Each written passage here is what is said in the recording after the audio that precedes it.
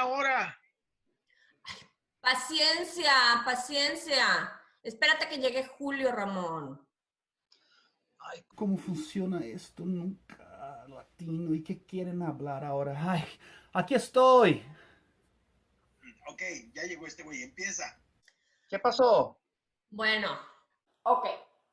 Pues dado que no puedo confiar en que ustedes estén enterados de nada y lo que está pasando a su alrededor, me imagino que no saben que ya se encontraron las cuentas de banco de mi papá. Ajá, ¿y? Wait, ¿en serio? Sí. Y bueno, lo voy a usar para mandar a estudiar a mis hijos a Francia. Hay una escuela muy prestigiosa en París. ¿Qué? A ver, espera. ¿Te vas a llevar todo el dinero así nomás? No manches, también fue nuestro papá. Y aparte dudo que te lo hubiera dado todo a ti. No te lo puedes quedar. No es cool. Julio, tus hijos viven en Estados Unidos, donde hasta las escuelas públicas son buenas. Y Ramón, si te lo hubiéramos dado a ti, te lo ibas a gastar todo el dinero en tus viajes a la playa y en cerveza. ¿Cómo? Yo también tengo una hija, mensa. Oigan, chill.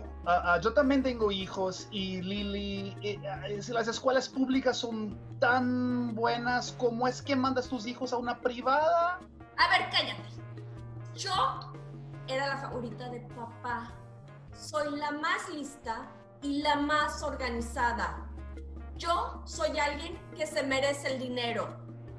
Soy yo y mi familia. Digo, si algo sobra, pues se lo reparten entre ustedes, ¿entendido? ¿Y el testamento? ¿Dónde dice que te pertenece a ti ese dinero? ¿Dónde? Sí, güey, no hay. Bueno, todavía no se encuentra, pero es obvio. Ay. ¡Ramón! ¡Ramón! ¿Estabas en el baño? ¡Qué asqueroso, sí, ¿qué güey! Pues estamos hablando de nuestra herencia, o sea, como que no es el momento. Típico, güey. Bueno, tú dijiste que era urgente, ¿no? Bueno, yo necesito el dinero para empezar mi propio negocio y cambiarle la vida a mi hija. Me lo quedo yo. Hey, ¿y la universidad de mis hijas? ¿Cómo la voy a pagar? Pues que se ganen una beca, simple. Ajá, no es tan simple. Francisco. Francisco, nada, el dinero es mío. No, es mío. Es mío, no. Es mío. Ustedes son unos buenos para nada. Ya, me voy. Ay, típica. Dude, I can hear your dad yelling from here. What's going on? I don't know. Family stuff, I think. My dad never really got along with like my aunt and my uncle, so you know, it's just kind of it's kind of like a whole thing, you know. Yikes. Makes me glad my family gets along. Yeah. I wish that were me. You know, if stuff gets bad, you can always talk to me, right? And there are organizations... No. It's just drama. You know, the usual. If you say so.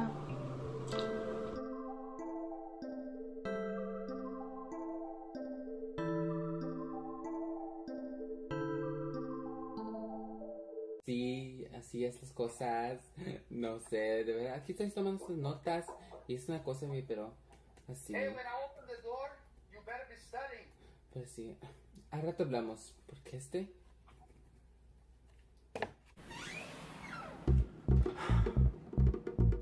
ya sabes que no te entiendo. Hijo, tienes que echar más ganas de aprender el inglés. Ponte las pilas, hijo. ¿Para qué? Si de todas formas voy a regresar a México. Mientras estás bajo mi techo, Debes tratar de aprender el inglés. es para tu propio bien. ¿Acaso largo de aquí? Mejor estudio a lo útil como programación o ciencias electrónicas para que me acepten al TEC de Monterrey. ¿Les vale si hablo inglés o no? A mí me vale todo eso. Yo soy tu padre y haces lo que yo te diga. Y yo digo que debes aprender Inglés.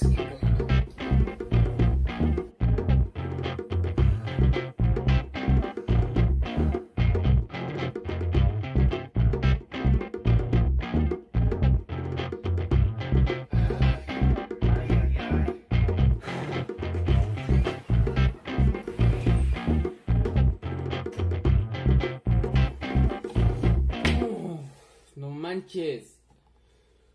Voy a fallar mis clases.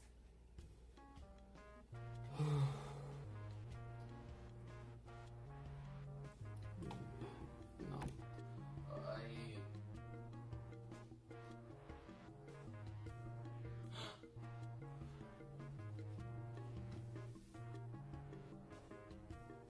Ya sé qué voy a hacer.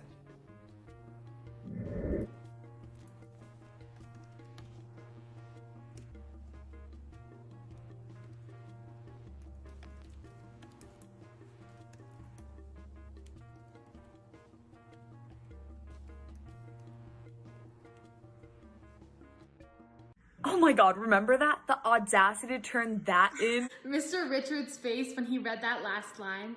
Thank you for coming to my TED Talk. Mike. Drop. Best conclusion ever. So we're really doing this? I mean, I want to. Do you? Yeah, of course. I'm just making sure because, you know, we could get in serious trouble. We only get in trouble if we get caught. Yeah. Okay. In the park then at 7 p.m. Don't forget. I won't. Yolanda? You know it's Yolanda. Whatever. I love you too.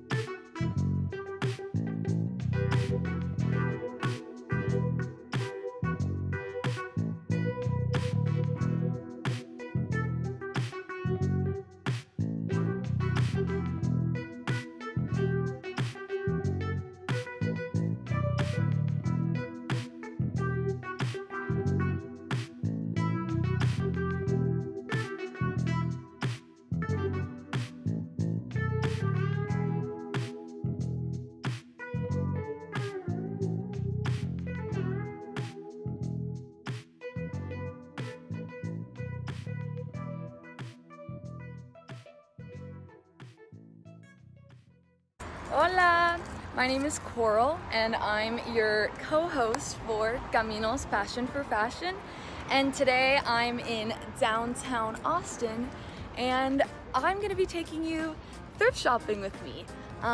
Thrift shopping is honestly the best.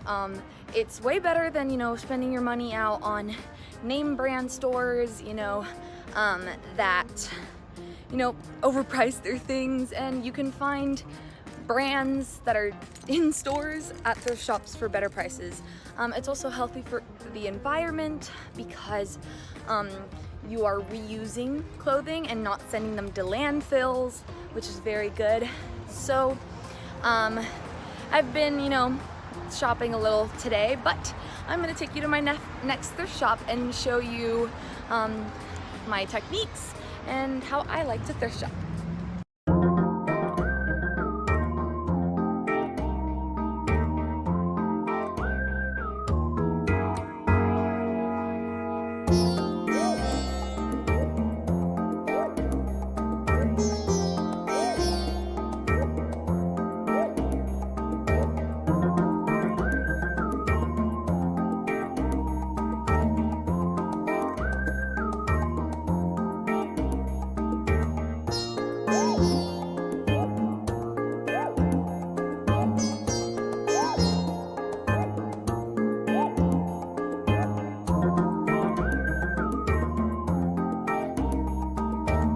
So I'm officially home from thrift shopping today, and I'm gonna show you everything I got. I got 4 things today, and I'm gonna show you those 4 things, and then I'm gonna show you a couple finds that I have found in the past 2 weeks at thrift shops. So, I'll show you what I got today and what else I've found at thrift shops in the past 2 weeks.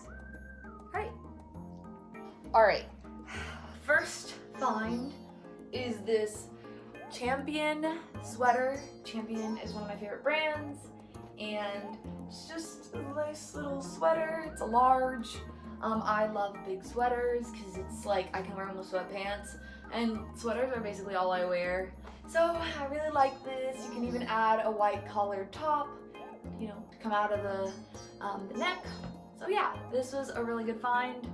A lot of their stores don't really have Champion, which made me really happy to find this. So this is my first buy of the day. Second buy of the day, it's another sweater, but it's a Nike vintage sweater. Very cute. Like I said, I love sweaters, and especially that are oversized that I can just, cuddle up in and watch movies and stuff like that. Super cute, very comfortable. So yeah. All right. Third buy of the day, it's this really cute long sleeve shirt. It says hunting on it. I just thought it was really cute. The hunting thing, I don't know, it has really just cool patterns and stuff like that. And it's winter time when it's in the 50s, this would be really nice to wear because, I get hot very easily. So it's very nice, and I think it's a very cool color. I could just go with any denim, stuff like that. So really like this. This was my cheapest buy of the day. 10 out of 10. Last buy of the day. Don't ask me why, but I just love this shirt. It was at a thrift store, but not for a thrift store price. It's like Alice in Wonderland. I don't know, I just saw it and it called my vibes out. I've never heard an inanimate object call my name like this one. And I felt like I just had to buy it. I want to tuck it in right here and just tuck it out like that, leave it like that. Yeah, it's really cute. I really like it. So those are my 4 items of today. And then I'm just gonna do a little compilation of, some items that I've found in the last 2 weeks to a month at thrift stores. So.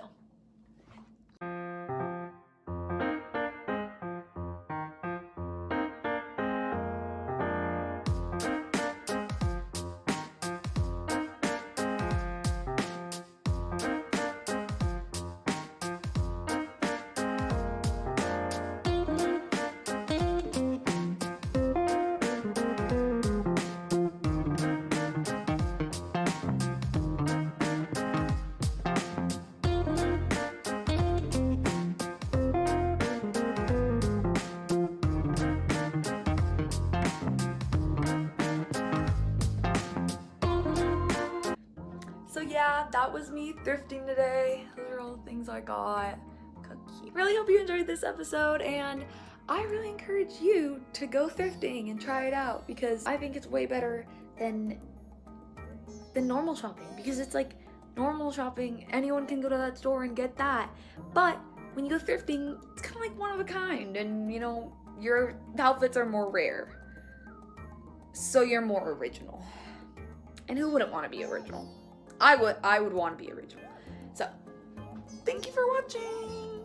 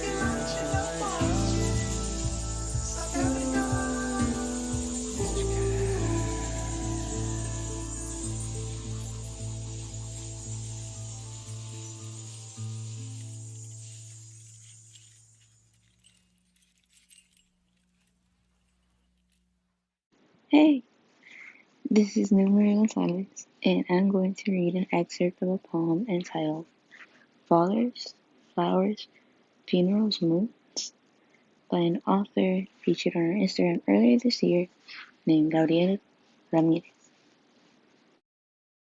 You ever wonder if the moon just wants to be left alone? To rest in the dark where there ain't no fathers to resent, or mothers to worry about, or brothers to want to cry in the arms left at the other side of the country, which might as well be the world, since your passport's gonna expire without another stamp after the one you got to push Abuela Ana's casket into the ditch on top of Abuelos. No? No?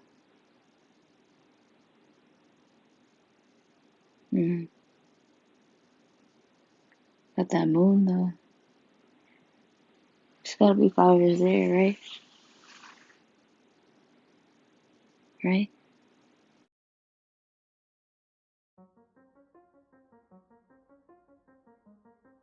My name is Rudy Ramirez, and I am a director of theater. I work professionally. In Austin, I've worked with The Vortex, as well as a number of other theater companies like Teatro Vivo, Shrewd Productions, Sky Candy. I've worked professionally for Southwestern University as a guest director. I've worked with some groups in San Antonio, as well as some groups in other parts of the country, like with the Lark and the Parsnip Ship in New York, with the Playwright Center in Minneapolis. I mostly develop new plays and occasionally even new musicals. So I work a lot with writers to help them realize that first vision of the play that they want to create.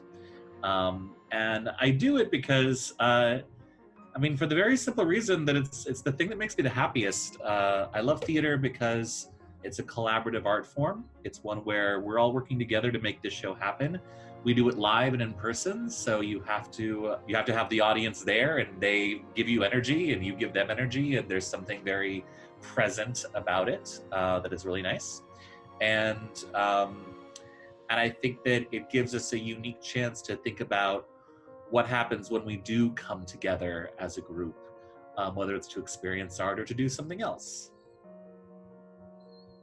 Awesome. That's good motivation to be doing it. That's pretty cool. I think of it as like a higher form of like TV, because it's kind of like more, even though you don't really interact with the actors on the stage, it's more personal, I feel like it can impact people more when it happens in front of them and it's actually happening, Yeah. I think you're absolutely right. It's funny that you say TV, particularly because right now so many playwrights are writing for television, and television is really kind of starting to give writers from theater the chance to kind of develop work for like streaming services, for networks, things like that. But I think that there's something very powerful about being in the space with somebody, and even if it's just one person on stage, and getting that experience of feeling that change happen all at once. What was life like before quarantine, in the before times? Extremely different from how it is now. Theater was really one of the first art forms to really bear the brunt of the quarantine. And we very quickly realized as a community internationally that not only were we going to have to shut down, but we'd have to shut down for a long time. Before quarantine, I was working on a show. I had just finished a show. I was working on a show. I was working on two shows actually. And they were going to be live and in person. One was going to be at the Vortex Theater in Austin. One was going to be at an outdoor theater space in Round Rock. And I was also going to be going to graduate school in Massachusetts this past fall semester. So I was like, thinking about preparing my journey up there as well. But then all that had to be very drastically readjusted in various ways. See, I think the arts are probably what like had the biggest hit when COVID came, because a lot of it has to be, a lot of what art is like just human contact, human connection. And the fact that that's all virtual now, and it's just, virtual connection doesn't really replace it. So. Yeah, it doesn't replace it. I do think that there is potential for something different and something new that you get in the virtual space. Like you and I are talking right now, where we might not have been able to do that, before in the same way. And we're all kind of like looking into each other's houses, which is really kind of weird, but also interesting and fun. And I really started seeking out, different kinds of Zoom theater that were, sort of saying like, all right, let's not pretend we're not on Zoom. So trying to pretend we're not on Zoom, we're just gonna like get frustrated, and instead think about what does the Zoom platform offer if we really look into it as its own medium, its own way of making art. And so that's been the saving grace of this for me. That's an interesting take on it. honestly, I've been super pessimistic about this whole Zoom thing. I've just been, I'm like, school is harder now. It's harder. Everything is much worse, but it's an interesting way to think about it. Like, it is a new platform. Like, when TV came out, that was new and strange, and now it's, commonplace. Absolutely. I mean, I thinking about this as a new platform. I was also a teacher, teaching high school, up until this past end of last spring, and I had to pivot to online teaching, and I was so like, no, don't make me do this, because we teachers, we want to be in the room with the students, we want to be able to interact with you there, but it was still like thinking, okay, well, let's try to make it as good as we can. But I think that there's that this platform allows you to have real-time interactions with people anywhere in the world, and so that's something that it's interesting, because I think the theater is so often about the local in a good way. It's you kind of get to know people within your local community, but with this, you can be collaborating with people in different parts of the country, which I wound up doing on various things I worked on this year. There's hope in it, though, because it's like people are evolving despite, the challenges. Theater is evolving, and it's becoming applicable to this, new age. And I don't know, it's interesting. 100%, I absolutely agree. I think the way that it's evolving is interesting. And it's also been a moment where, particularly when we think about how we've had, a lot of protests this spring and summer, a lot of theater companies and theater art makers have been using this downtime to think about how can we rethink the way we do things in terms of like equity, in terms of like racial equity and representation. So I'm hoping the evolution is not just about the form, but about, who's telling the story and how are we telling it. Mm-hmm. Yeah, absolutely. So how do you think that's going to impact the future of theater? Once we get past COVID, how do you think it will be changed? Because everything will be changed, How will things be changed once we get past this? I mean, it's very hard to say. I think that,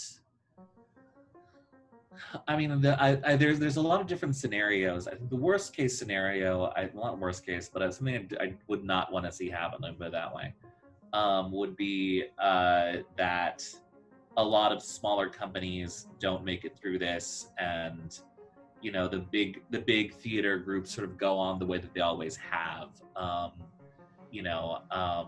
I'm hoping that this allows a lot of younger theater makers to really sort of say, all right, now there's these openings, now there's these opportunities, let's take advantage of them, almost like animals taking advantage of an ecological niche after an extinction event.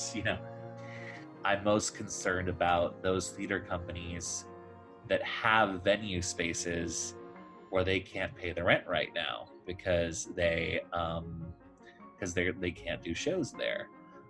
So the access of theater makers to space is an extremely important conversation, and one that I don't think enough people are having. So the same way that I've seen so many announcements of restaurants from Austin closing that I'm just like, will one of the theater companies also, have to give up their space? And if so, what does that company and all the companies that rent from them do? Mm-hmm. Like it's a bit of like a ecosystem. It's an ecosystem of businesses and people. And if one falls, there's impact throughout the rest of the ecosystem. Yeah. Absolutely. That's exactly how I think of it. So, what is your hope for the future of theater and the future of small businesses? What's the hope there? What's your opinion on how we can get through this? What's my hope and opinion for how we can get through this? Gosh, gigantic questions. I think we'll do it by being bold rather than by being safe. At least in terms of art. Let's be safe in terms of masks.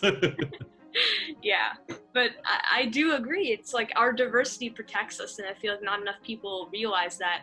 And it's not just like biologically. It's like in what we make. I'm reading this book.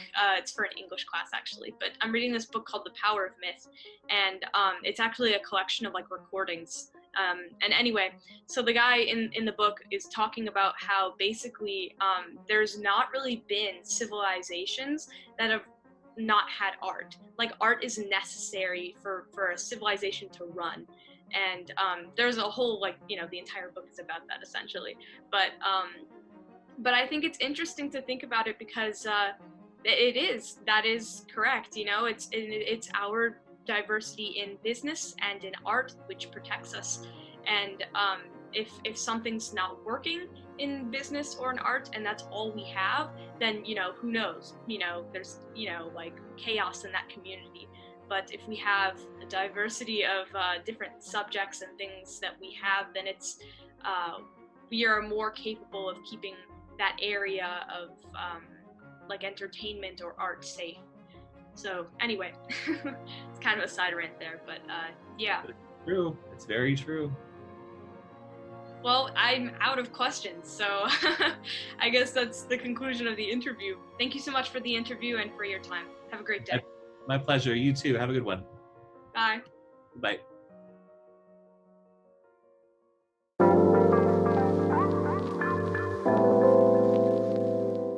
I am the change because I care about my future as a 15-year-old Hispanic woman who doesn't have the right to vote yet. And I care about the futures of other marginalized groups and those who don't have the right to vote yet, whether it's because they're undocumented, underage, or in prison. And I'm the change because I'm not a bystander. And when I see something done that isn't right, I stand up for what I believe in and I do something about it. I am the change because I believe that our united voices will overpower the strong forces of institutional oppression. My name is Elizabeth Diaz, and I am the change because I care about what's happening around the world, and I am taking the actions to educate myself and try and become someone who impacts our community for the better. Hello, my name is Kiona. I'm a caminante, and I am the change because I'm an artist who does not tolerate the reality of today. So I live to change it through my art and the messages that I spread. Me llamo Ethan Estrada y yo soy el cambio porque lucho por mi comunidad en cada manera que puedo. En las palabras de César Chávez, sí se puede. My name is Marina, and I am the change because I strive to make this world better for everyone in it, and I will support those in need of support.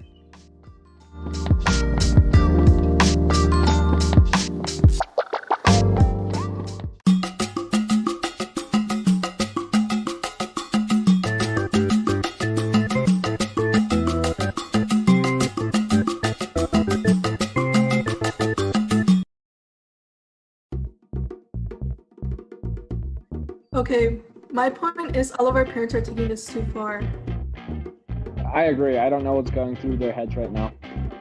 Hey, guys. What if we just like carne asada? Exactamente. En serio, ¿de qué carambas están hablando? No, we're fine. We'll come up with something. Guys, Mommy wants to send Fernanda, Daniela, and I to boarding school in France, and she's being stubborn about it. See, and Theo Ramon wants to start his own business, but their selfish desires don't matter, because this is tearing our families apart. Oh, el carne con salsa verde. You're gonna tear this family apart talking about carne asada instead of our actual problems. Come on, focus. Just like I want to tear up the carne asada. Guys, we just need to convince them that the best course of action is to split the money and not the family. Guys, I have to go. I'm supposed to be meeting with someone in 5 minutes and no one has been listening to me. ¿Qué dijo? Alien. Yo, you're going to break quarantine? You know you're not supposed to do that? I know, but it just, I don't know. Estás arriesgando la salud de tu familia. You know what? Forget I said anything. Rude. Luego hablo con ella, pero necesito el dinero para irme a la universidad. ¿Y no lo puedes hacer con 1/3 del dinero? No lo sé.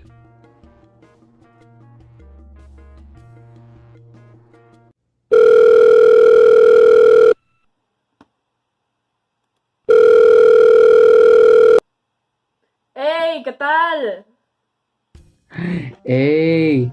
Necesito tu ayuda. ¿Sigues siendo amigo de Yolanda, verdad? Sí, pero no nos hemos hablado desde que empezó la pandemia. Pero, si le dices algo, ¿te hará caso, no? Quizás.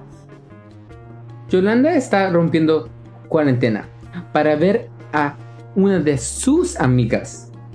Está arriesgando su salud y la nuestra. Nuestro papá tiene asma. Si le da el virus, puede morir. ¿Y qué quieres que yo haga? No sé. Habla con ella. Tal vez pasa tiempo en llamadas con ella.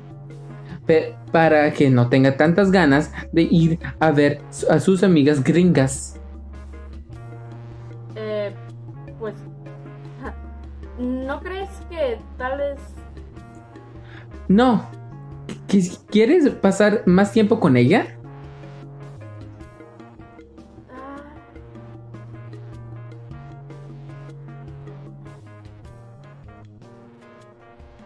Hey, do you have a mask or something? No. I have a scarf. I suppose that works. I'm kind of scared. What if we get caught? We won't get caught, don't worry. Okay, but what if we do? We could get in serious trouble if someone sees us and rats us out. Hey, come on, relax. Look, it's gonna be the first time seeing each other in months. I think that's a risk worth taking. Alright, I'm heading out. I'll see you there. Yeah, see you there.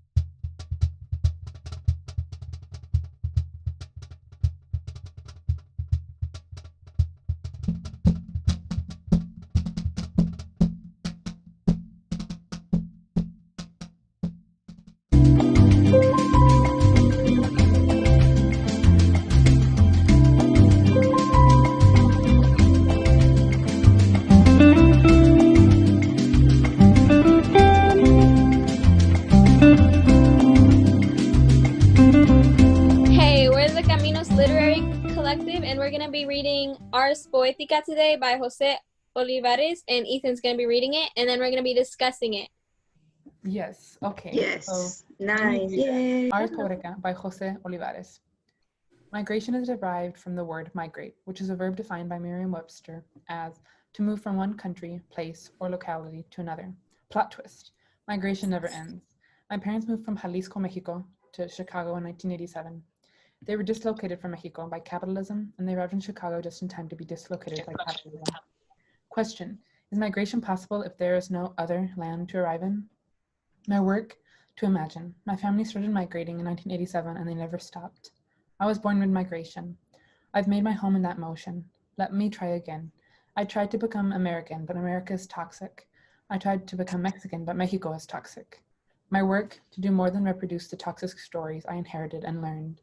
In other words, just because it isn't art doesn't mean it isn't inherently nonviolent. My work: to write poems that make my people feel safe, seen, or otherwise loved. My work: to make my enemies feel afraid, angry, or otherwise ignored. My people, my people. My enemies: capitalism. Susan Sontag: victims are interested in the representation of their own sufferings. Remix, survivors are interested in the representation of their own survival. My work, survival. Question, like poems. Answer. Are we supposed to snap? It is poetry. Oh, we're supposed to snap? No. Oh, when Jose Olivarez says migration never ends, what do y'all think he means by that? I think he probably means it like literally, like it's a never-ending thing. It's always happening. For me, like an image comes up to my head that like there's somebody just like walking for like eternity. Yeah. I kind of think of the recycling symbol. Like it's a process that just like goes on over and over again. Yes, like if you move from, you know, like you're an immigrant and you move from one country to another and then you like settle, but you're not really settled because you might have to move for work, or like a lot of like people like for instance in the 60s were like migrant farmers, right? So they moved for work in the summer, and that's what I sort of think about. Like it's, you know, and also with gentrification, like we're like literally being forced out and like moving again. So there's like a lot of like, yeah, just layers of it. Also being part of two identities is kind of like you're like at two places, like mentally. You're American and you're Mexican, and so it's like you're always moving in between, like, who am I? Yes. What were you gonna say, Amy? No. I don't want to say No. Amy. Okay. Actually, your question is up next, Amy, so. What do you lose in trying to identify in one way? And by that I mean, like, in the poem it says, in the poem it said, let me try again. I try to become American, but America is toxic. And I try to become Mexican, but Mexico is toxic. Like, what do you lose in trying to identify in one way? I think something you lose is like the possibility, because like if you identify in one way, I think people will classify you in one way too. You know, so it's, yeah, so. It plays into the stereotype idea. Does that make sense? Yeah, it's like, yeah, like, because if like, then you like do something, you know, it's not like when you're, you know, when you're like, when you can identify two ways, you know, either because you're like mixed or because like you're like an immigrant and like moved from one country to another, it's like, you can be, it's like there's like more possibility to be multiple things, but at the same time, it's like, when you identify in one way, it's like, I don't know, it can very limiting. Yeah, or even like very vulnerable too, because you're making a choice that other people may not see you in that way almost, you know? And if you identify as both, like the others, both people may not see you as enough of one thing. Like you're not enough of a Mexican, or you're not enough of a American because you migrated, or just because of like anything. Yeah, for sure. It's true that when you try to identify as one way, it is like, oh, maybe you're missing something. Like, oh, you're like for example, like when people say, oh, you're too white to be Mexican, or oh, you're too dark to be white. It's the same thing that goes either way. Like you're not accepted either way. So it's like you lose a lot. Like either you embrace your culture, which is what most people do, or you completely deny it. And either way, there's something about you that someone's not going to accept. Like that always happens. And it's especially like when it's like, oh, I can't be Mexican because I'm not dark enough. Like me, like I'm really pale and I don't look like it. Like I look pale. I mean, like I don't look Mexican. Like if you look at me, you're like, oh, she doesn't speak Spanish. Like you can't tell. And then there's like other people that was like I've encountered like white people, and they've told me like, you look like you speak Spanish. Does that make sense? Mm-hmm. Like I either look like I don't or I do. That's it. Yeah. Yeah, it's a really tough thing. So I guess on to my question, even though we could talk like for a long time about this topic. I guess my question is, so it's sort of a long one. Wait, and where do I have it? Let me read it because I like it. Okay. It's basically in the poem, and the author writes, victims are interested in the representation of their own sufferings, and then a remix. Survivors are interested in the representation of their own survival. And I just was thinking, like, how are the phrases like different, similar, and like how do we represent our own survival? You know, I guess, yeah.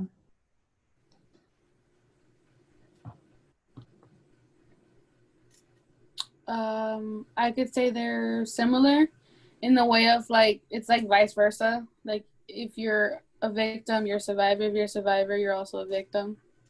It's the same thing. That's what I see. I see it as like the same thing. No, because a victim may not necessarily be a... Wait a second. I take back what I was going to say. No, because no, I think it's something... Oh, wait, actually, I am right. A victim may not necessarily be a survivor, and a survivor... Well, I think a survivor is a victim, but someone can be a victim and not, like, consider themselves... Have survived. I think... Oh, yeah, like, they could still be, like, suffering from, like, what they encountered. Yeah, I think also another difference is, like, a victim is something like a lot of people say, like, oh, they're a victim, but then a survivor says, I am a survivor. Like, you sort of, it's like, who's writing the narrative, you know? Like, one is demeaning. Someone else is writing your, like, but when you say I'm a survivor, you take that back. And I think that's sort of powerful too, you know?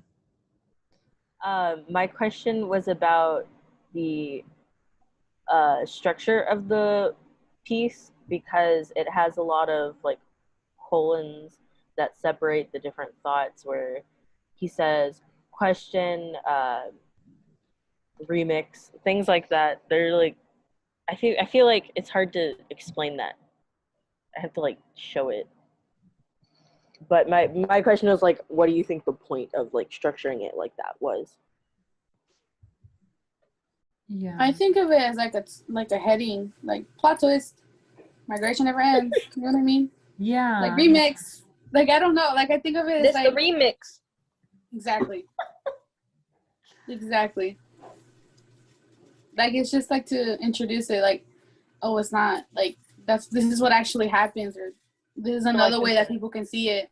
Yeah. Like instead of doing like paragraphs or anything or like stanzas, he chooses to do that. He makes the conscious decision to separate things by colons. It continually sort of reframes like how you view the poem in a way. Mm-hmm. Like it's also kind of reminds me of like a test when it's like, oh, put the answer here, like filling in the blank. It's like he's filling out an application or like answering his own questions by saying like, question, why poems? Answer, blank. Yeah. Like, oh my god, like maybe The Office. he's like, sorry. Maybe he's like asking you to fill out the answer. Like he's filled out all the other questions, and now it's your turn. That's pretty powerful too. Yeah. I really like this poem because of that. Like it's like asking. It's very you know, it's easy to read, but it's also in many ways. Yeah. I think that's one of like the really eye-catching parts about this piece too, though. Is like the weird way it's like structured. Yeah, sure. I like how it's written like a paragraph. Yeah, prose poetry is that's really interesting. That's really cool. It looks like a diary entry to me, just like jotting down the like thoughts he has on like the subject and stuff, and just like straight up like his feelings. But like, you know how thoughts aren't always like flowing and stuff. It's just like there's this and there's that and there's that. Yeah. So it kind of feels like that, but just like straight up like in a notebook or something. So no, your question is the last question we have. Oh my goodness. So my question is, how does the topic of migration apply to your life? Like maybe in like a literal sense and a not so much. In a literal sense, my mom and dad have migrated to this country. They're immigrants, and so like I'm a product of immigration and migration, and also I've been different places. Yeah. So I've migrated to visit different places, not like permanently. So I guess it's not migration. But I've like visited Mexico and like Colombia and like places where my parents are from and stuff. So yeah. Well, I can like in my like when I was taking it in a little less literal way, like when I was younger, me and my mom moved around a lot, like Austin and everything. And I sort of was feeling I like in third grade I went to like 6 different schools because we were moving around so often. Yeah, so it felt very like I don't know, like I know like the feeling of like it's very like unstable in a way, like you feel very like you don't have time to like, you know, have roots, you know. It's sort of you're searching for that some sort of I don't know, like yeah, especially like yeah. I'm not sure. Oh, sorry. No, it's okay, you can go. I'm not sure exactly how it would play a part in my life because I'm very like things don't change for me. Like I'm lucky enough to have that where like I can stay in one place and have things the way that I want them and have the time to be able to like process all of it. That's really powerful. Like, yeah, when like you're moving, you know, through immigration or migration or however, it's like sometimes you don't get time to process things. You know? Well, for me, my parents, they also migrated to here. And then in a span of my whole high school, my whole education, I moved schools at least 5 times. Having to move and no one know you and just like look at you like, oh, who are you? Why are you here? Yeah. That's not funny. It's not hard, you're giggling. Just the way you said it. Who are you? Why are you here? No, but you know, really people would be like, you know, it's very like yeah, for me that has never been like every time I join a new school they're like, who are you? Why are you here? I feel like all the schools I've been to are like kind of small, so they're just like, oh, I'm intrigued. There's a new person. Yeah, not me. I moved into big schools and then from a big school I went to IDEA, and there they weren't really like the students, some of the teachers, like the students were like not really welcoming because they've all known each other since 6th grade and I ended up in 8th grade. You know what I mean? Like I went up 8th grade and they're like, they don't really get new students. They get like 1 or 2 every year, but that's it. Yeah. Like everybody knows everybody. Legit after like freshman year, we got no new students. Wow. Well, my school's like that too, but we are also very welcoming to new people. Like we always appreciate finding new people. So I feel like it's kind of the area you're in sometimes. Or but they made me feel like crap. Like I didn't belong there. Like I was something I there was no point in me being there. Like why am I here? And then I know exactly what you mean. Like when I went to like for my like instance like my high school like Lhasa, it was going from like a majority like all my like schools I had been to like were like majority Latino, right? And then it was like Lasa's like majority white, so it's sort of crazy. Like it was like oh like you know. Yeah, and everyone saw me as this rich white girl. Really?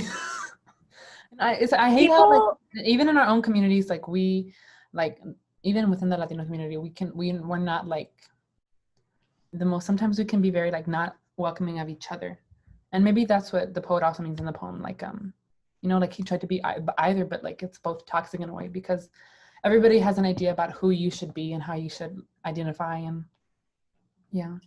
Mr. Bowie, that school is so white. They literally at my school she would be considered whitewashed, but like at Bowie she's like, they literally make fun of her for being Mexican and like her skin is paler than mine. And it's so weird how different environments can like bully you from like, or like treat you as different for like different things. Even if you're like so much of one thing, they'll be like, you're not enough, you know? It's so weird.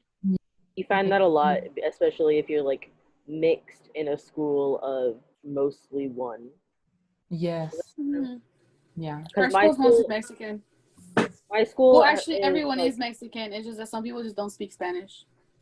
My school is a pretty well split between there's the Latinx group of kids, there's the black group of kids, and then there's the white group of kids, and like there aren't very many like mixed students, and so like it's hard to find like where you fit in with people.